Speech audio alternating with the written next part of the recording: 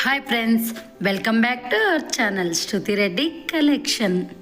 ఇంకా ఈ వీడియోలోకి వచ్చి మనకి ఈ రోజు నుంచి శ్రావణ మాసం అయితే స్టార్ట్ అయింది. అదే అండి, ఆగస్ట్ 5 నుంచి మనకైతే శ్రావణ మాసం స్టార్ట్ అయింది కదా.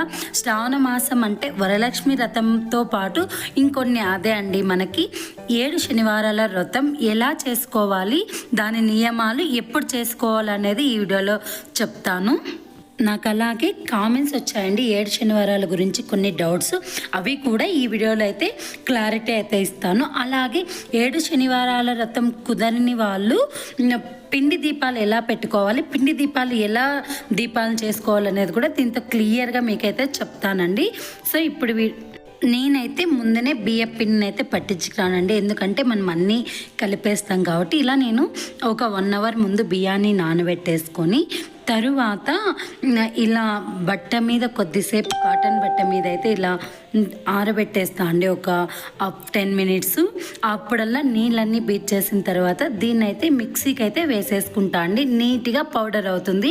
మనకి దొరకగా ఉంది అనిపించినా కొంచెం జల్లెడ పట్టేసుకొని మళ్ళీ నెక్స్ట్ ఆడించుకుంటే ఫుల్గా నున్నగా అయిపోతుంది. సో ఇదైతే పిండి అయితే ఇప్పుడు చూడండి ఇలా మిక్సీ పట్టుకున్నాక నున్నగా అయితే రెడీ అయిపోయింది. ఇంకా దీంట్లోకి మనం బెల్లము ఆల్రెడీ దంచి పెట్టుకొని ఉంటాం కదండి, దీన్ని కూడా ఇలా వేయకుండా కొంచెం మిక్సీ వేసుకొని దాంట్లో కలిపేసుకుంటే అదే సరిపోతుందండి. మీకు ఇంకా బెల్లంలోకి ఒకే కొన్ని పాలు కొంచెం నెయ్యి వేస్తే చాలండి, ఇంకా మనకి దీపం అయితే రెడీ అయిపోతుంది. ఇంక ఇలా దీపాల పిండి అయితే రెడీ అయిపోతుంది. మీకు ఇంకొక డౌట్ అండి, దీపాలు పెట్టినాక ఏమన్నా విరుగుతాయేమో అని డౌట్ వస్తే కనుక మీరు ఒక అరటిపండు వేసుకోండి. అదైతే నీట్గా ఏమీ ఇంకా ఎక్కడ కాదు, నేనైతే వేయనండి. ఇలాగే నాకు నీట్గా అయితే వస్తాయి, ఎక్కడ ఎప్పుడు ఏ రోజు కూడా విరగలేదు. నేనైతే చాలా శనివారాలు ఇలా పిండి దీపాలు అయితే పెట్టుకున్నాను. నా పిండి దీపాలు అయిపోయిన తర్వాత నేను ఇక్కడైతే పరమాన్నంకి అయితే ఇక్కడ నేను రైస్ అయితే పెట్టానండి. సో ఇంకా అన్నం కూడా ఉడికేసిన తర్వాత ఇంకా బెల్లం అయితే వేసేసుకున్నాను. బెల్లం ఉడికిన తర్వాత ఇంకా పాలు అన్నీ వేసుకొని ప్రసాదంకి అయితే నా పరమాన్నాన్ని అయితే నేనైతే రెడీ చేసుకున్నాను. ఇవి నేను ఫస్టే దీపాలు నూనె అలాగే ప్రసాదం కూడా రెడీ చేసి పెట్టుకొని అయితే ఉంటానండి. మనం ఇంకా పూజ కూర్చున్నాక మధ్యలో లేకుండా ఇలా అయితే మనం ప్రసాదాలు రెడీ చేసి పెట్టుకోవచ్చు. వీటితో పాటు నేను వడపప్పు అలాగే పానకం కూడా రెడీ చేసి పెట్టుకున్నాను. ఇంకా ఆల్రెడీ నేను పూజ గదిని కూడా ఇలా శుభ్రంగా అయితే రెడీ చేసి పెట్టుకున్నాను. అలాగే మేమైతే ప్రతి శనివారం కూడా కలశం ఉందండి. సో మేము ప్రతి శనివారం కూడా కలశం పెట్టుకుంటాను. ఇంకా నేను ఇక్కడైతే పూజకి అన్ని ఏర్పాట్లు అయితే రెడీగా చేసుకున్నాను అండి. అన్ని పటాలన్నీ క్లీన్ చేసుకోవడం, పూలు పెట్టుకోవడం, సో రెడీ అయితే అయిపోయింది నా పూజ గది. ఇలా అయితే నేను అన్నీ రెడీ చేసి పెట్టేసుకున్నా. ఇంకా దీపాలను పెట్టి ఇంకా నేను ఇవి వెంకటరామ స్వామి సహస్రనామాలు ఉంటాయి కదండి, సో అవి చదువుకుంటూ గోవిందనామాలు పెట్టుకొని పూజ అయితే స్టార్ట్ చేస్తానండి. సో ఇంకా నా పూజ అయితే ఇలా అయితే స్టార్ట్ అయింది.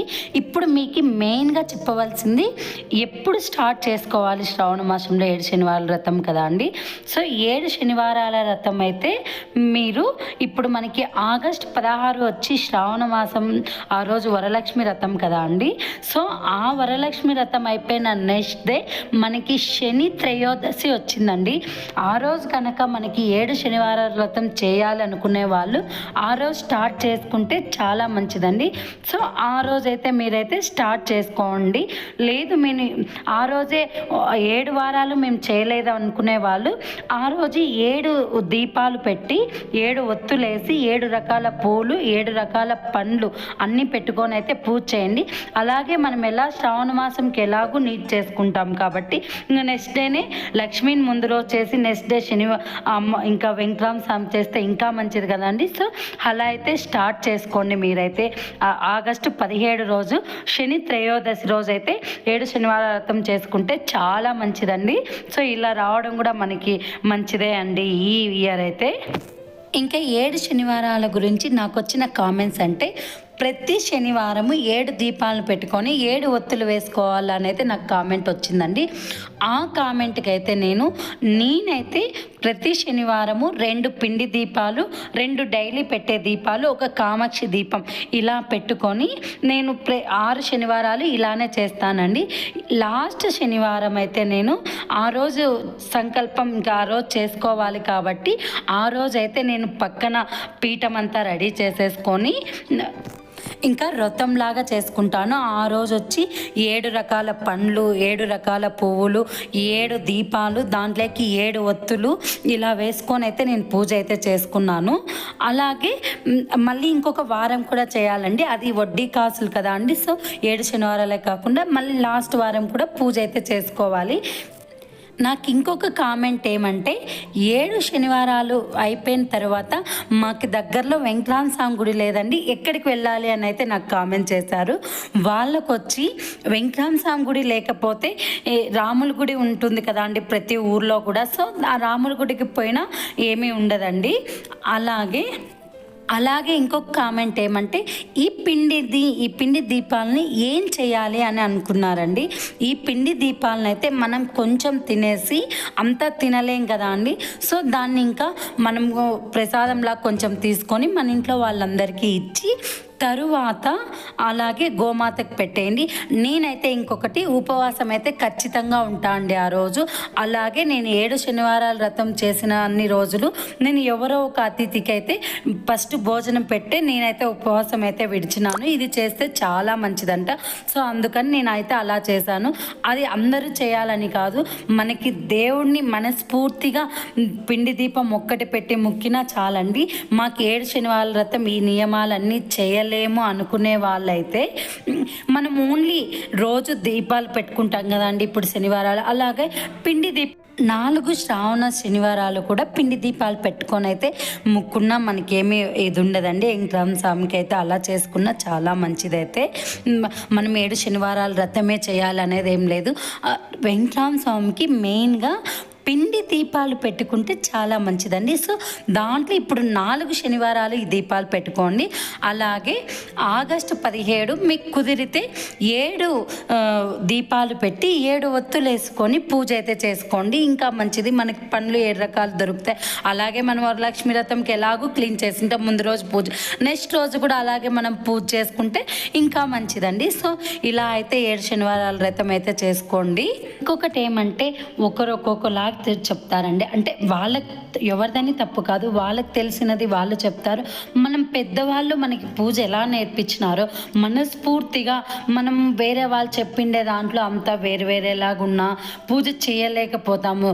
అయ్యో తప్పు జరిగిందేమో అని అలా ఏమీ లేకుండా మనస్ఫూర్తిగా మనకి మన పెద్దవాళ్ళు మన ఇంట్లో ఎట్లా నేర్పారో మనం మనస్ఫూర్తిగా నిష్టగా నియమంగా మనం శ్రద్ధగా పూజ చేస్తే అదే చాలండి. సో అంతే అండి. మనం ఏదో అంత టెన్షన్గా అయ్యో అలా చేయాలి ఇలా హడావిడిగా చేయాలని పోయినామనుకో అప్పుడే మనకి ప్రశాంతత ఉండదండి. మనకి నచ్చినట్లు ప్రశాంతంగా ఒక దీపం పెట్టుకున్నా కూడా మంచిదే అండి. నేనైతే దీంట్లో ఎవరు నాకు బ్యాడ్ కామెంట్లు కూడా చేయొద్దండి, ఎందుకంటే నేనైతే ఎవరికి ఏమీ చెప్పలేదు. మనకు తెలిసిన దాని గురించి అయితే నేను చెప్తున్నాను.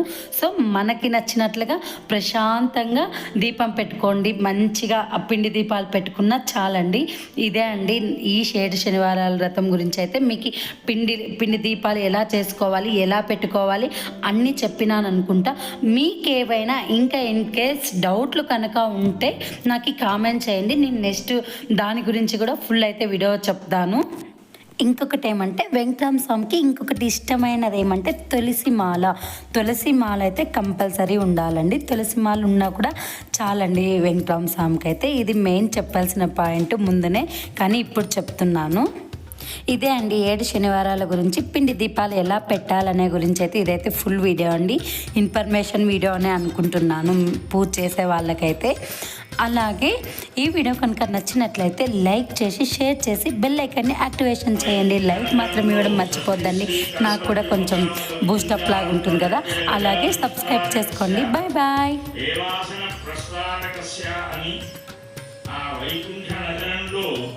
ఎలాంటిది ఆ వైకుంఠ నగరము అనేటువంటిది కూడా వర్ణించే హిరణ్మయ ప్రాకారంతో ఉంటుంది.